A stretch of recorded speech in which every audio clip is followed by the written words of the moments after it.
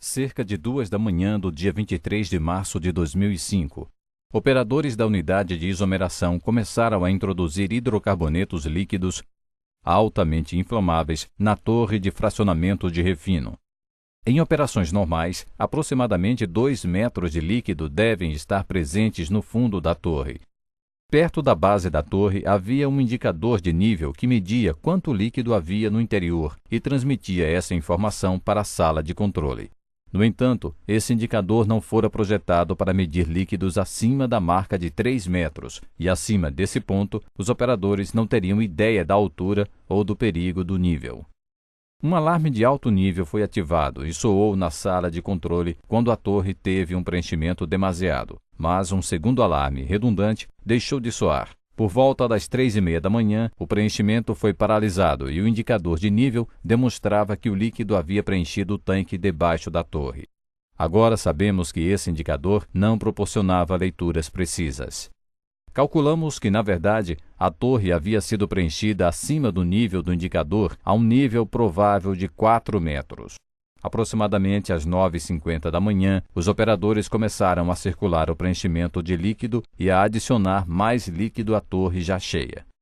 Mesmo que o líquido estivesse entrando na torre, não havia fluxo de saída, conforme especificado nos procedimentos de ativação. A válvula que controlava o fluxo de líquido fora da torre foi deixada fechada. 10 minutos depois, às 10 da manhã, os operadores acenderam os queimadores do forno para começarem a aquecer o produto inflamável, o que era parte do processo normal. O que os operadores não sabiam era que a torre continuava a ser preenchida rapidamente com líquidos mais de 20 vezes o nível normal. Agora calculamos que o nível atingiu 42 metros dentro da torre, enquanto que o indicador de nível impreciso dizia que o nível estaria abaixo de 3 metros e diminuindo. Por volta das 12h40, um alarme de alta pressão foi ativado. 2 queimadores foram desligados no forno para diminuir a temperatura. A válvula especificada nos procedimentos para controlar a pressão não funcionou. E então, um operador usou uma válvula manual em cadeia para liberar gases para o tambor de purga e para a atmosfera. Aproximadamente à 1 da tarde, os operadores abriram a válvula para enviar líquido do fundo da torre para tanques de armazenagem. Isso deveria ter melhorado as condições dentro da torre inundada. O líquido do fundo da torre estava muito quente e, como excedente da troca de calor repentinamente, aumentou a temperatura do produto inflamável que entrava na torre para mais de 65 graus. À 1:05 da tarde, o líquido que entrava na torre começava a ferver e a se expandir, fazendo com que o nível dentro da torre aumentasse ainda mais. À 1:10, a torre começou a derramar líquido para a tubulação que saía do topo da torre. O líquido foi se acumulando nesta tubulação vertical e exercia grande pressão nas válvulas de descarga de emergência, a 45 metros abaixo. À 1:14 da tarde, as 3 válvulas de emergência se abriram e líquido começou a inundar o tambor de purga do outro lado da unidade de isomeração. Algum líquido derramou do tambor de purga para um esgoto de processo, mas o alarme de nível alto no tambor de purga não disparou. O tambor se encheu completamente e uma pessoa que passava viu uma erupção tipo geyser no topo da chaminé do tambor de purga. A erupção durou cerca de 1 minuto. O líquido caiu no solo, criando uma grande nuvem inflamável de vapor.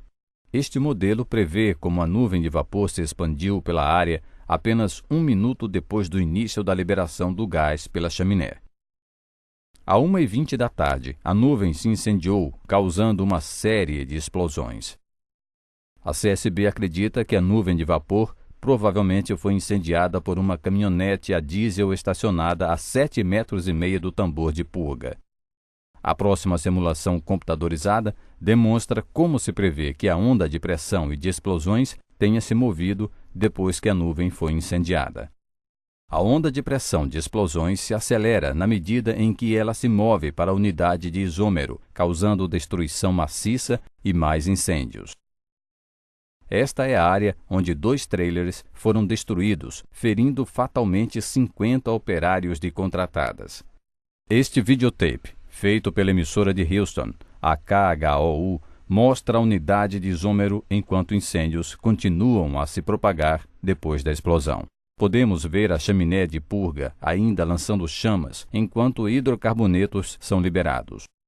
Vários veículos foram incendiados e queimaram completamente.